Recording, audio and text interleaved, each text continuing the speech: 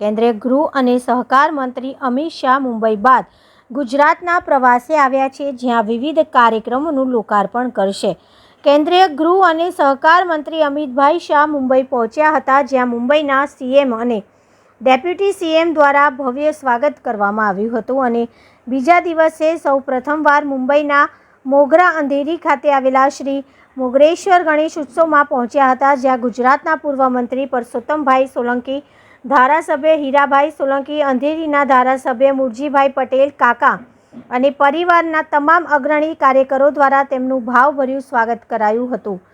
અને તેઓએ ગણપતિ બાપ્પાના દર્શન કરી પૂજા આરતી કરી હતી. આ ઉપરાંત તેઓએ પરિવાર સાથે પ્રખ્યાત લાલબાગના રાજા ખાતે બાપ્પાના દર્શન કર્યા હતા